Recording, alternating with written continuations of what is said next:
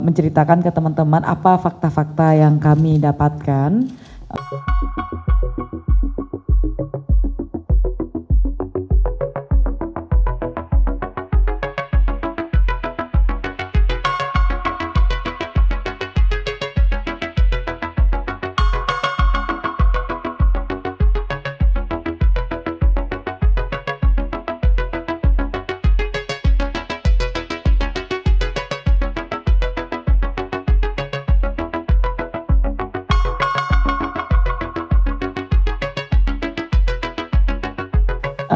Saya akan menceritakan ke teman-teman apa fakta-fakta yang kami dapatkan ketika kami menangani kasus Afif Maulana dan kawan-kawannya.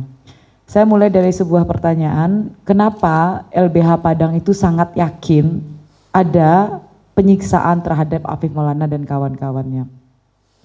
Pertama, kami melihat bahwa yang meyakinkan salah satunya terjadi penyiksaan itu memang dari foto dari keluarga tentang kondisi jasad korban.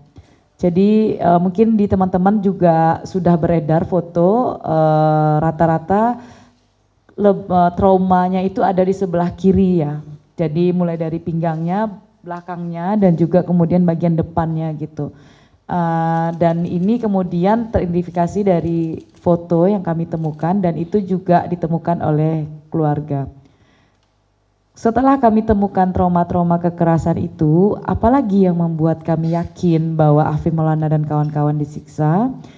Yang kedua adalah posisi mayat ya. Jadi kalau teman-teman tahu mayat Afif Maulana itu ditemukan di bawah jembatan Kuranji. Di bawah jembatan Kuranji ada 2 jembatan di situ. Kalau kita dari Polsek Kuranji maka di bawah jembatan sisi kiri. Nah, di bawah jembatan Kuranji itu mayat Afif itu telentang teman-teman dengan posisi seperti ini. Dan saat itu air hanya sekitar 50 cm di bawah betis orang dewasa.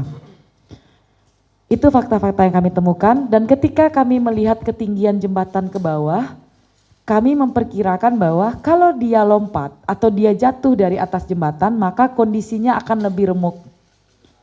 Nah itu perkiraan yang kami klarifikasi dari keluarga. Yang ketiga, kenapa kami sangat yakin? Kami juga bertemu dengan anak-anak lainnya yang juga terlibat dalam peristiwa tragedi Batang Kuranji itu, jembatan Kuranji pada sekitar pukul 4 dini hari tanggal 9 Juni, waktu itu malam minggu teman-teman. Jadi teman-teman yang lain saja kami menemukan 7 orang, 5 orang diantaranya anak, 2 orang dewasa. Kami berjumpa dengan mereka, kami menemukan tanda-tanda kekerasan di tubuh mereka. Ada yang bekas kemudian sulut rokok, ada yang kemudian bekas dilecut dengan rotan begitu, dan ada bekas tendangan begitu. Dan kami mengidentifikasi semua cerita mereka tentang apa yang mereka alami dalam tragedi jembatan Kuranji. Sudah 3 alasan yang saya kemukakan, saya lahir ke alasan keempat, kenapa LBH Padang sangat yakin ada dugaan penyiksaan itu. Yang berikutnya adalah dari pengalaman kami menangani kasus-kasus penyiksaan, ada berbagai metode yang kemudian dilakukan terus-menerus oleh kepolisian dalam mengeliminir ya fakta-fakta soal penyiksaan. Apa yang kami temukan dari cerita keluarga sejak awal ketika keluarga datang ke Polsek Kuranji ingin melihat mayat Afif Maulana, keluarga diminta kemudian menandatangani surat tidak menuntut apa-apa. Itu sudah menjadi modus. Lalu kemudian keluarga diminta mengatakan bahwa anaknya ini adalah pelaku tawuran. Ini meninggal karena tawuran begitu. Langsung di framing. Jangan diangkat ini karena ini aib. Jadi selalu ada pembicaraan itu di awal sejak di Polsek Kuranji ketika akan bertemu mayat Afif. Lalu kemudian bilang gak usah diotopsi. Yakinkah diotopsi karena ini nanti jadi aib bagi keluarga karena anaknya pelaku tawuran begitu. Jadi dihalang-halangi. Yang berikutnya ketika sepakat otopsi, ketika keluarga dikatakan bahwa otopsinya di Bayangkara saja, rumah sakit polisi ya, Jangan ke M. Jamil karena di M. Jamil berbayar. Kalau di Bayangkara gratis. Akhirnya keluarga tetap pilih di Bayangkara. Awalnya keluarga ingin di M. Jamil. Ketika otopsi, keluarga dihalangi untuk menghadiri proses otopsi. Padahal di awal perjanjiannya keluarga bisa hadir di samping dokter yang melakukan otopsi itu. Setelah selesai otopsi, keluarga dilarang untuk memandikan dan mengafani jenazah. Jadi dimintalah pihak rumah sakit yang harus memandikan dan harus mengafani. Jadi cuma ditinggalkan wajahnya, silahkan lihat wajahnya saja begitu. Keluarga juga diwanti-wanti untuk tidak memfoto kondisi tubuh korban dengan alasan nanti akan menjadi aib. Serangkaian kejanggalan inilah dari 4 tadi tahapan yang saya katakan itu yang membuat kami sangat yakin dan percaya bahwa Afif Maulana itu tidak melompat, tidak terpeleset dari jembatan, dia disiksa dan mayatnya diturunkan di bawah jembatan. Kami memperkirakan bukan hanya 1 orang ya, tetapi setidaknya ada 2 atau lebih dari 1 orang yang melakukan itu terhadap jasad Afif Maulana. Dan ini selalu diyakini oleh keluarga.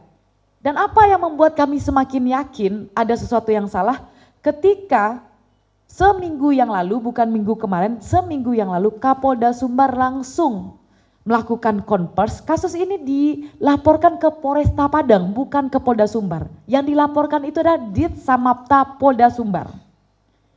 Lalu langsung diambil alih oleh Kapolda. Di dalam konversnya itu statement akhirnya mengatakan kami dihakimi, kami kemudian dikatakan bersalah, nama baik kami dicemarkan, ada serangkaian upaya untuk menjelekkan nama kepolisian dan ini sudah terjadi trial by the press. Dan kemudian Kapolda dengan tegas mengatakan bahwa sudah proses pengamanan patroli saat itu terhadap pencegahan tawuran itu sudah sesuai SOP dan dia dan polisi akan memburu pelaku yang memviralkan kasus ini. Disitulah kami semakin tersentak sebagai penasihat hukum, pasti ada kesalahan besar yang ditutupi dari kasus ini. Dan kemudian memang kami melakukan serangkaian upaya dan saat ini kemudian juga keluarga dan kami sangat yakin Afif Maulana disiksa dan perlahan-lahan kami akan bersama teman-teman akan membongkar apa yang terjadi dan memberikan keadilan yang sesungguhnya untuk Afif Maulana dan kawan-kawannya. Saat ini juga LBH Padang sudah melaporkan dugaan penyiksaan anak lainnya ke Propam Polda Sumbar. Hari Rabu kemarin kami melakukan pelaporan, lalu Sabtu sebelum saya ke Jakarta saya dimintai keterangan dan kami sudah memberikan keterangan dan segera mungkin kami juga akan melaporkan dugaan tindak pidana kekerasan terhadap anaknya di reskrim, bukan hanya di etik begitu. Saya pikir begitu saja dari saya kembalikan ke Fadil.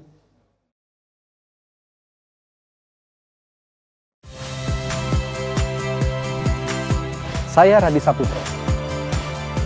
Saksikan program-program Kompas TV melalui siaran digital, pay TV dan media streaming lainnya. Kompas TV, independen, terpercaya.